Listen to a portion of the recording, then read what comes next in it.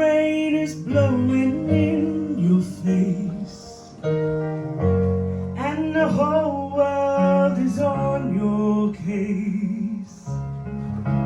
I could offer you a warm embrace to make you feel my love. When the evening shadows and the stars appear, and there's no one there to dry your tears, I could hold you for a million years to make you feel my love. I know you haven't made your mind up yet, but I will never do you wrong. I've known it from the moment that we met, no doubt in my mind where you belong. I'd go hungry, I'd go black and blue, I'd go crawling down the avenue. You know there's nothing that I wouldn't do to make you feel my love.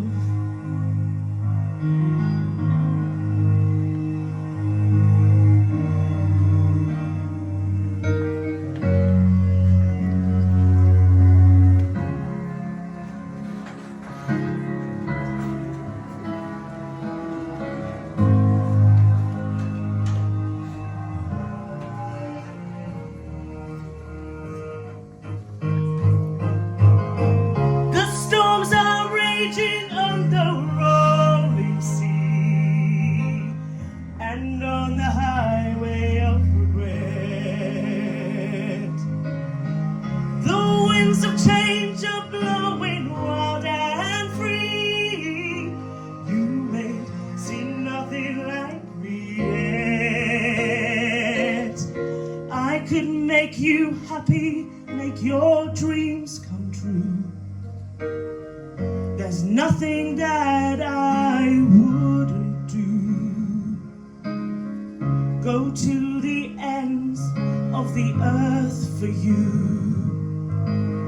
to make you feel my love, to make you feel my love. Very nice.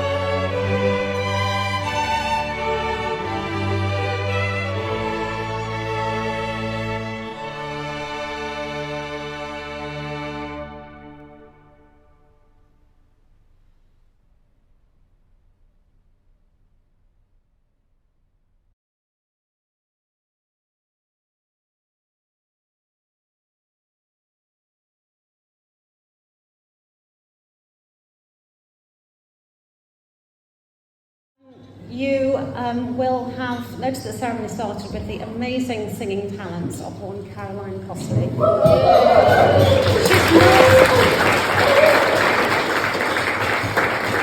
She's not just an amazing singer, but she's also a very talented poet, and she has written a poem especially for today, so I'm going to hand over to you, Cass. Let your love be like a dandelion, known to grow in all places, breaking through the grey of dreary paving sides, or outstretched over lush green fields, covering the landscape with colour. Atop rich soil or peering up from a drain, let it bring bold bursts of relentless life, dug deep with far-reaching roots, burying past pain. Let it be impossible to remove, but easy to spread.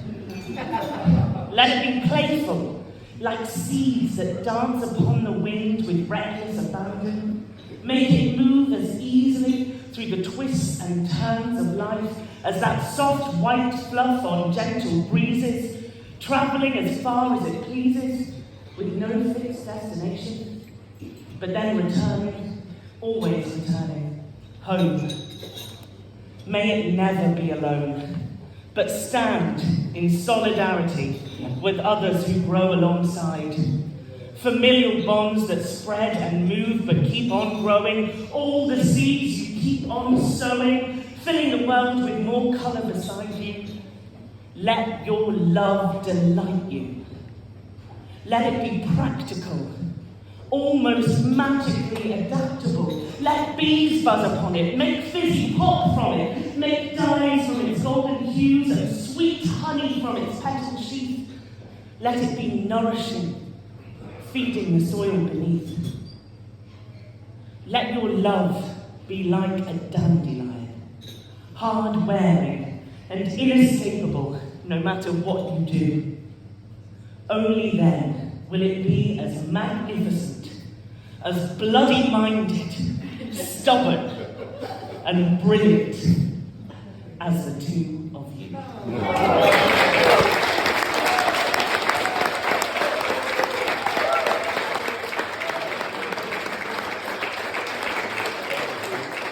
Thanks for making our day so special.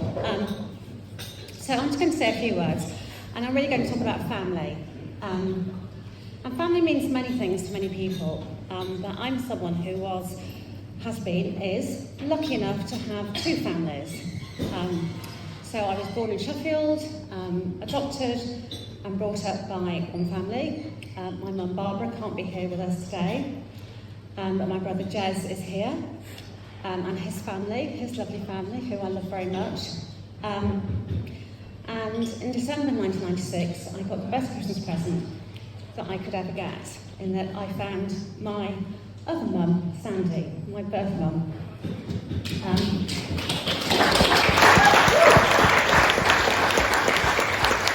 with her, I found Danny, another brother, and yesterday I got to introduce one of my brothers to the other of my brothers, which I think is something that doesn't happen to us very often. But I just want to say to both of you, to all of you, it means the world to have you in this room together on this very special day.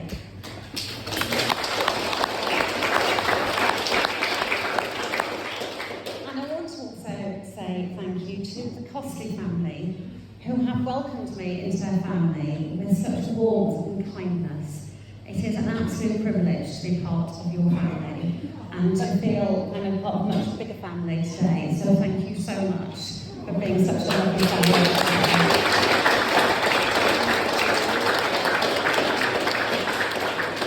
Here as well, I have my Unison family over there. So thank you very much for joining with us today. But around this whole room, the Labour Movement family, the people who I've worked with, campaigned alongside, who've been part of the bigger movement, that today, on May the 1st, May Day, International Workers' Day, it's such a privilege to be together. So thank you to all of you for coming.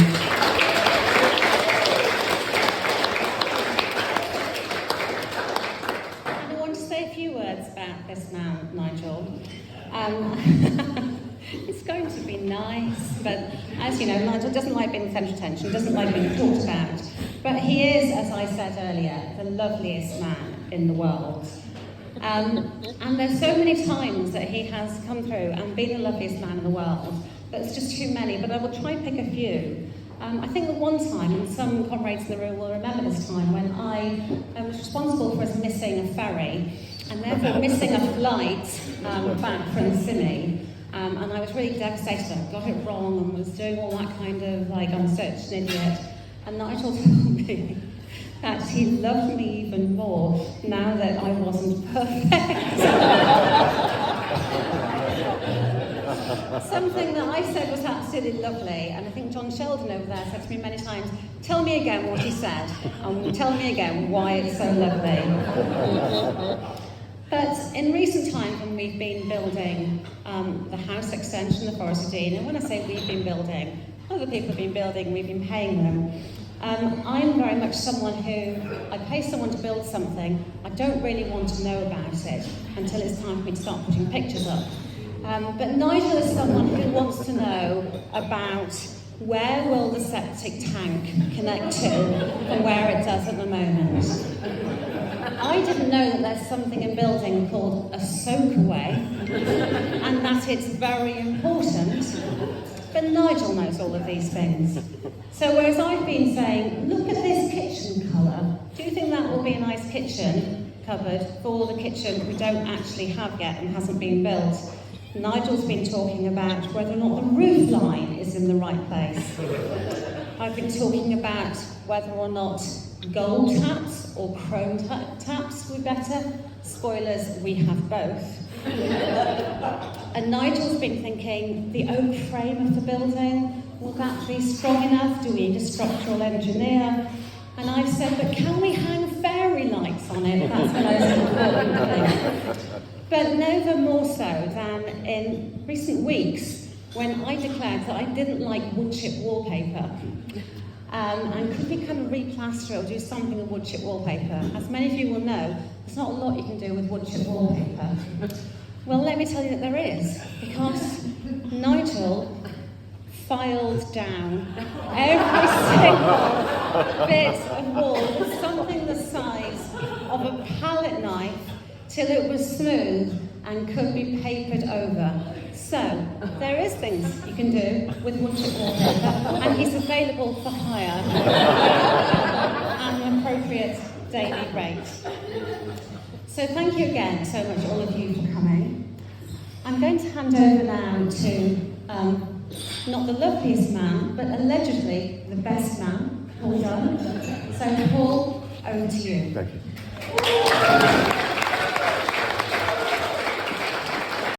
Well, I have to start by saying brilliant, bright, passionate, wise, articulate, honest, creative, thorough, artistic and diligent. That's Jo. What about Nigel? Yeah, well, what about Nigel? Did you know that when he was young, he had a huge mop of red hair, and at one stage he was thinking of getting the hairdresser to give him red as well, but he thought it might look a bit, both of them being red-haired tonight. He's always been a revolutionary, and he told me once, many years ago, that he was really upset when he was at school, because he didn't like the ethos of the school, and he was wondering about how he could sort of demonstrate against the school and really bring to their attention how distressed he was about what was happening. I said, what did he do? He said, well, I wore different colour socks. I wore a green one on my left foot and a pink one on my right foot. He showed his class by becoming one of the youngest full-time officials of any union anywhere in the country, and that was for the National Graphical Association. He started at the TUC as a young man, and of course he's still a young man, and in fact he was appointed with a panel with Alan Grant and Dilys Hardacre and myself. Little did we know what we were going to unleash on the Southwest. And after getting to grips with Congress House and obviously the Regional Council and Executive, he started on Tolpuddle. Unfortunately, A little later, I went to work at the TUC office with Nigel on an equal ops project, and I felt really, really pleased to be working with him. He's a polymath. We all know he loves music, painting, sculpture. He loves drawing, art. He particularly likes life drawings. Did you know that, Jo? We're not going to talk about this now. When he was working for the TUC, and every time you spoke to Nigel, how are you doing, Nigel? Oh, I'm ever so busy. While he was working for the TUC, he did a PhD. Now, how can you be very busy? He and Jo obviously are going to live in the forest, as you know. The gardens and fields are that big that they can be seen from the International Space Satellite. Huge. If you haven't been there, just ask the astronauts to send you a picture. The young lovers have been doing up their house, doing up their love nest. At one stage, of course, there was no stairs. There was the downstairs and the upstairs, but no way of, apart from a ladder. There was a ladder. I'm not sure it was properly tethered. Anyway, on this particular occasion, Jo was busy downstairs. The tiler was busy. White floor tiles, just finished them off. Jo, beautiful blue paint. A little dab here, a little dab there. Nigel, having second thoughts about marriage, throws himself off the ladder, clatters into Jo and the paint, which goes splosh all over these brand new white the tiler is literally just finishing them off. Looks like Jackson Pollock that moved in, which would suit him. So you know that Nigel is held in great esteem by hundreds, if not thousands of people, and it is a shame none of them could be here today. Anyway, Nigel is one of the kindest, most sincere and dearest of friends. One of the best friends anyone could ever have. And I want to say, like everyone else in the room, Nigel, I love you.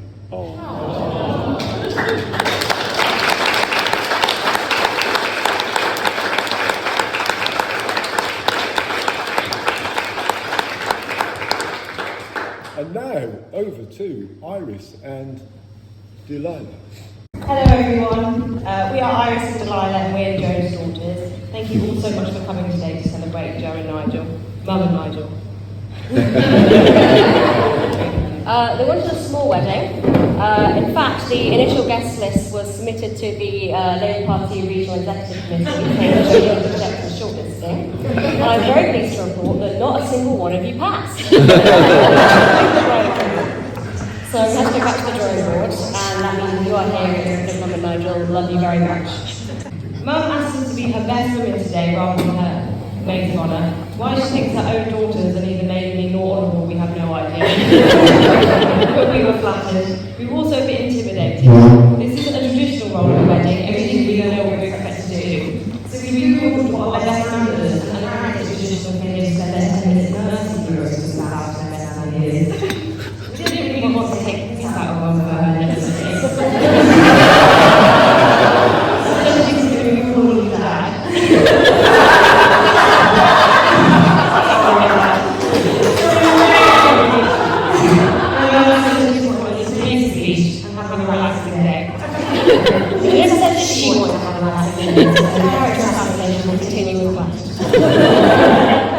Mum is a great mum. She taught a lot. How to make the perfect cup of tea, age 7. How to make the perfect gin and tonic, age 11. When I was a little girl, I had a big Disney princess phase, and she made sure to sat me down and gave me the talk that every girl needs to hear from her mother. Anastasia was an aristocratic parasite and deserved to be shot.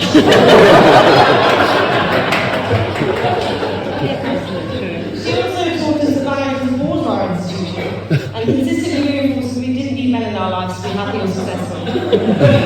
This never wasn't reflected in the way that she felt absolutely head over heels in love with Nigel Costi. He helped her put her wristband on once at the toilet. From that moment onwards, Mum was pining over his man in a way that was quite frankly undignified.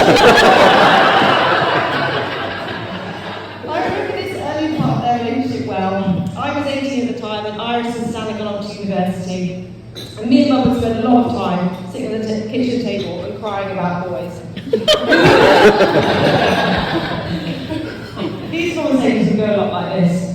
Nigel read my message on Facebook 3 hours ago. He's not replied.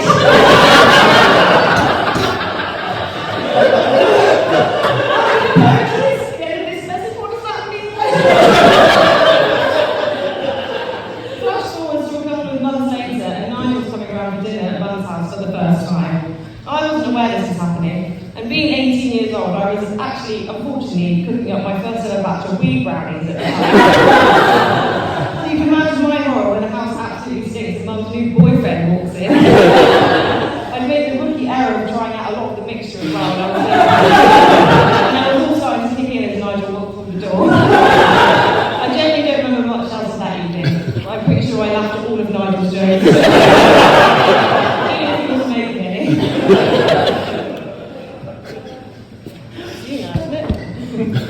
There were another couple of close calls early on in their relationship. There was a time that Nigel cooked Mum beetroot, which she has hated since childhood.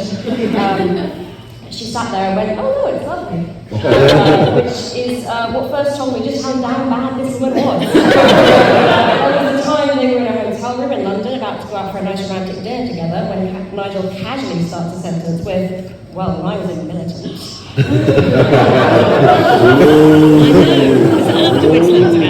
Nigel and Turner had to overcome some obstacles in the name of true love. When they first met, of course, Mum had 3 beloved children who were always needy, often rude, and occasionally violent. We're, of course, talking about cats, to which Nigel is extremely allergic. And as any of you who have a cat will know, there is no one that a cat loves more than someone who is actively trying to avoid them. In the last few months that Nigel's been living with us, he has actually permanently lost his sense of smell. And after our last cat, Willow, went to the Great Cat Basket in the sky just before Christmas, he still hasn't fully recovered it. But this didn't bother Nigel. Nothing bothers Nigel. Nigel is the most chilled out man who has ever lived. And let's face it, he's going to have to be now he's married to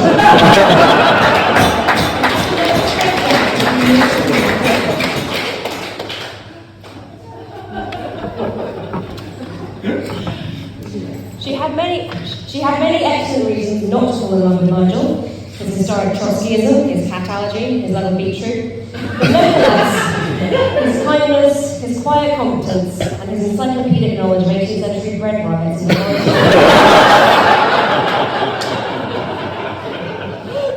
As her last husband regularly likes to tell us, so one of us has gone for a breakup, you could do a lot worse.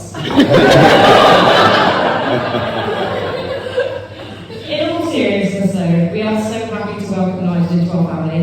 And that's not just because he makes an amazing OG Parmigiana, but he's the only one in the house who can keep a house plant alive. It's not just because he comes with his own wonderful family that we've loved getting to know these past few years.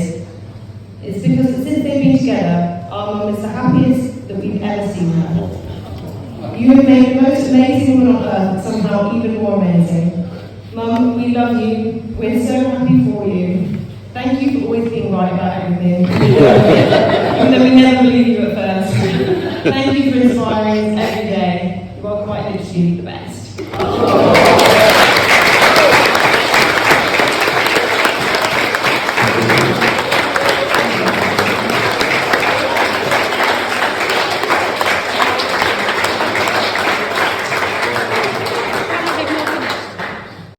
On behalf of the bride and groom, they've asked to remind you all that instead of wedding gifts, they have asked for donations for the Labour Party. And on my behalf, we need some new stationery at the regional office, so please do generously. You'll be hearing a lot of toasts to the bride and groom today. I mean, I wrote that down, but no one's actually done one yet, so... but the bride specifically asked me to give this toast that is nonetheless close to all of our hearts. So if you all please raise your glasses and say in unison, fuck the Tories.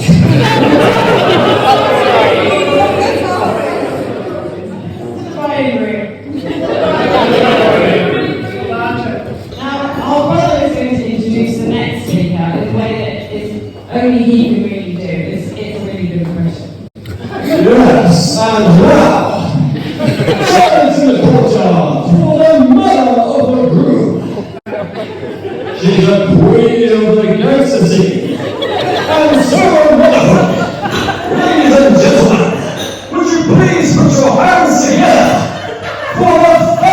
Yes! Carl Crossley!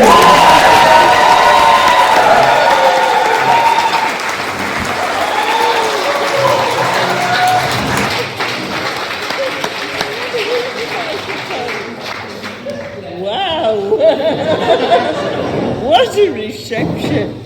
All the things I was going to say was to welcome everybody. It's lovely to see so many people here today. Really nice. Thank you for coming and joining us in our celebration of our lovely couple here today. I want to welcome Jo to the eccentric, costly family, and I think she will fit in well. It's a delight to have her. Nigel was born on November the 5th, just outside Coventry Memorial Park. And from there, in the early evening, the bonfire had been lit just a few hundred yards from where Nigel was born. And so fireworks were going off everywhere, a big glow in the sky from the bonfire, and Nigel came into the world with his bright ginger hair, and from then on he's been a live wire ever since. At 16, he was fairly immature 16. He joined the Young Socialists Party, and he used to come home and teach me, a single parent, all about the teachings of Karl Marx. And I learned what I should and shouldn't be doing. I had an old Edwardian house in need of modernisation. It needed new floors, it had no central heating, the electrics were all to pot, and everything needed replacing. But in spite of all that, I should be ashamed of myself. Karl Marx said, everybody only needs to live in 10 metres of space. Consequently, my house was too big. What he thought I was going to do about it. But fortunately for Jo, they are now having an extension.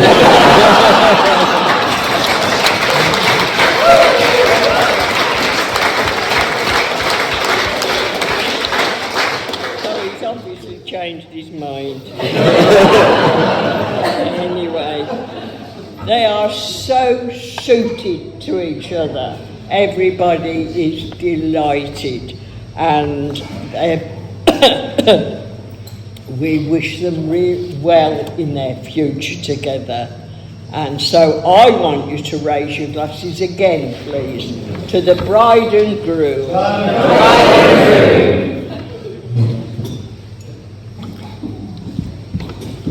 Thank you.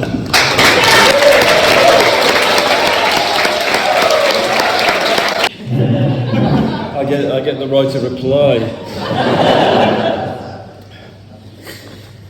I know what most of you have been thinking, and that is, at our age, isn't it great to come to a wedding instead of a funeral?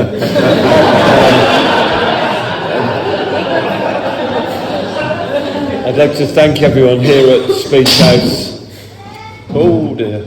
I'd like to thank the registrars who had to take us off into a side room to be interrogated to check out that Jo wasn't being trafficked, or we weren't just in it for our passport. And then she asked me whether we were related. And I said, oh, is it still required in the Forest of Doom?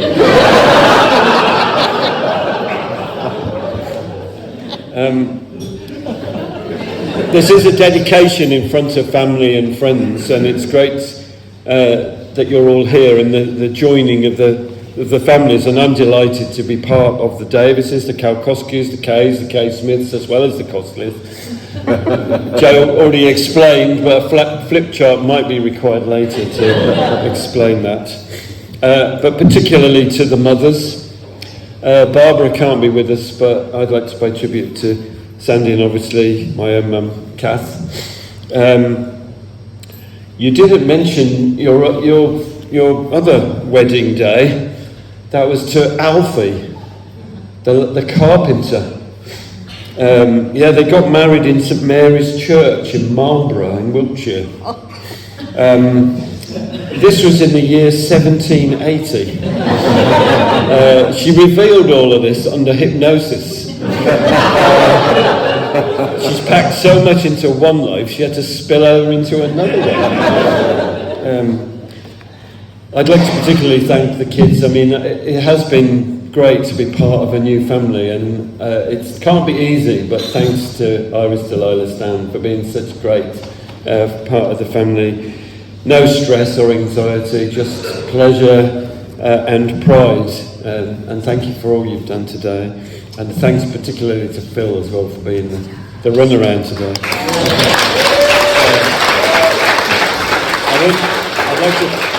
I'd like to thank Jess as well, who's apart from being a fabulous photographer, is a good mate and is doing this as a present for us. So,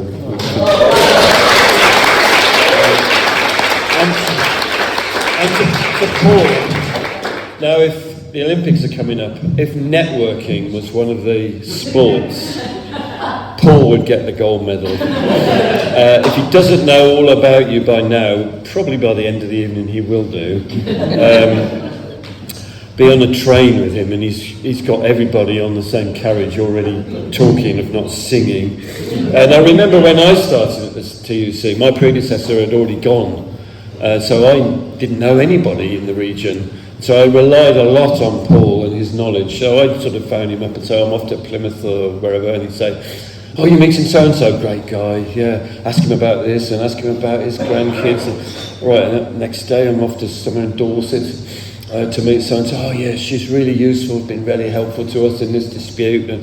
And this would go on day after day after day. I realised, Paul, is there anybody that you won't say a good word about?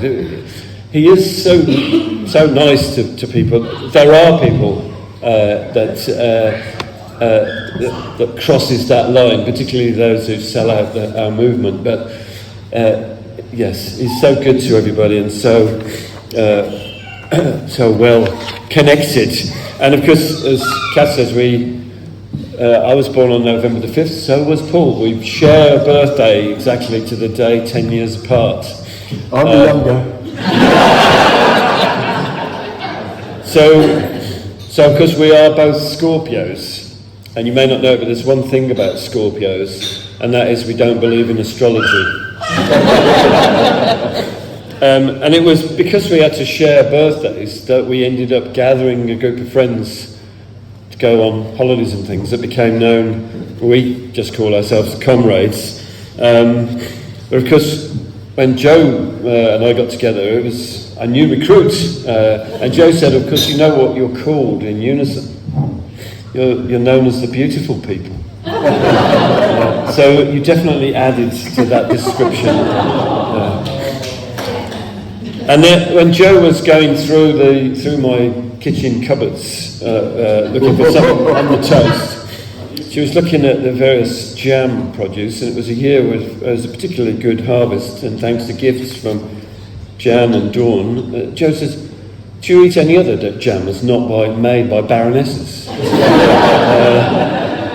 So Francis, we are expecting something good from you, especially we've had to cancel Jeremy's. Now, a few of you may be new to the Forest of Dean. This may be your first venture into this strange part of the country. It is a very special place with some special people, often been called down the ages as a nest of robbers, various other descriptions. The Gloucestershire Police were the first constabulary established in Britain, and when they defined their area they covered, it was Tewkesbury, Gloucester, Cheltenham, Cirencester, Stroud, and the lawless Forest of Dean. And there's a pride in that sort of spirit of the forest, the uprisings, the riots against enclosures and the rest. And one of the first times that Jo and I were together here was during the Hands Off Our Forest campaign. If people remember, the new Tory government, I wouldn't give them the name of the coalition, the Tories decided what would be a bit of a wheeze to sell off the country's forests. And of course it immediately kicked off here in the forest. It didn't elsewhere. There was a slowness to appreciate just the danger. And so big public meeting in Cinderford led to a march that we organised here, literally marching through the woods, about 3,000 people in the snow on the 3rd of January. Jo was in some very fetching but completely inappropriate footwear. And we erected a big bonfire just on that grass just out there. And on top was a huge edifice of a crooked Big Ben, which we lit and set fire to. The next day, the image of that bonfire was on all the national press, and the whole campaign went absolutely mad. There was a friend of mine who was on the committee. She suggested we could ask people to tie yellow ribbons around the trees. I have to confess, I thought, oh dear. Someone used to organising strikes and demonstrations. It wasn't really my thing. But for any of you who were in the forest at the time, within about 7 days, literally every tree you could see from the roadside for mile after mile after mile had yellow ribbons. And there were loads and loads of hoof posters, Hands Off Our Forest. And the reaction to the idea of selling off our forests went completely nationwide, and it was the first big U-turn. The minister had to get up in Parliament and do a complete apology and backtrack. And then we got Jan there to shin up a ladder up a tree out here and ceremoniously take down the last placard as a sort of victorious moment. It is that sort of spirit of stubbornness. You don't mess with the forest, and Jo will fit just very well here. There was a time when we were out late. I can't remember whether it was at the cabbage dance. This is a dance where you slap your partners with a cabbage. But we were the high life. We were coming back late one winter's night. And it had started to snow. There were lots of deer as we were coming along this road here. Then we met a group of boar. They're called the sounder of boar, to be accurate. And then just past here, there was another group of deer with a white heart. And Jo says, "You've brought me to Narnia." So yes, on this very day, of course, in 1997, we did elect a Labour MP. Diana, it's great to see you. Well done,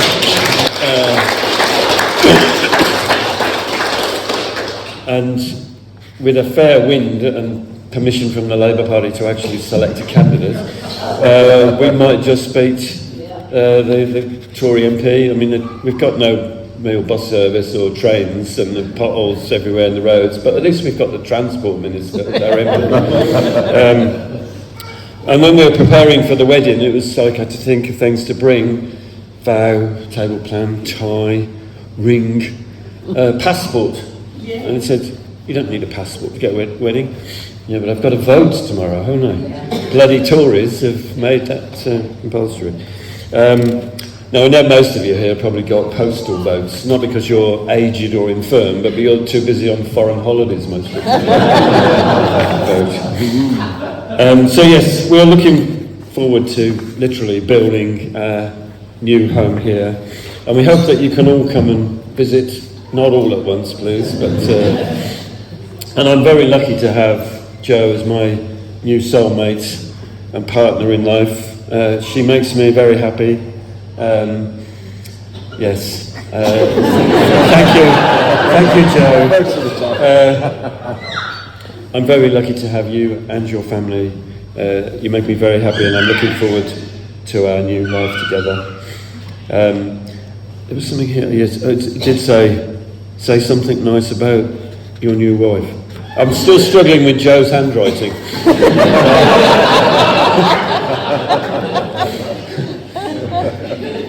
Thank you very much. All right.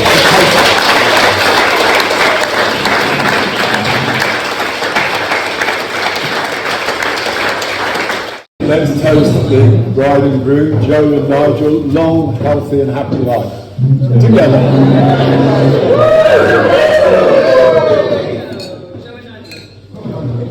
Thank you.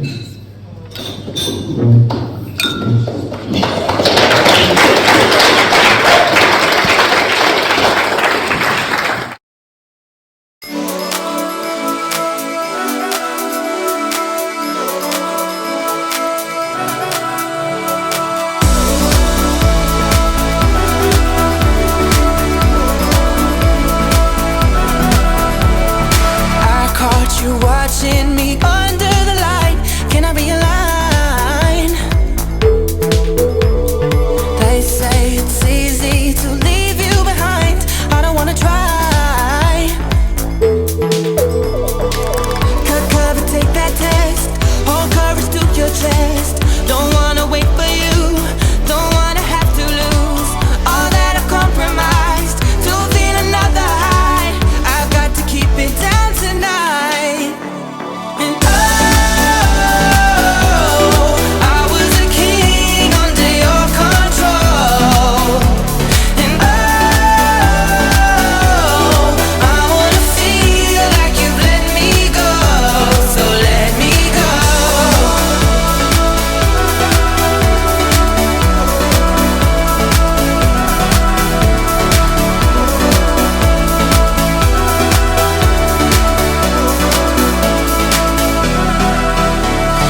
Don't you remember how I used to like being on the line? I dreamed you dreamed of me calling out my name. Is it worth the price? Cut cover, take that test. Hold courage to your chest. Don't wanna wait for you. Don't wanna have to lose all that I've compromised to feel another high. I've got to keep it down tonight.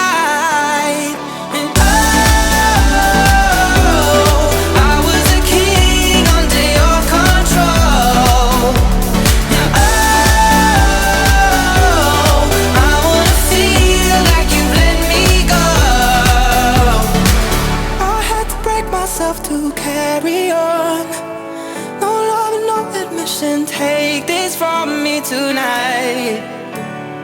Oh.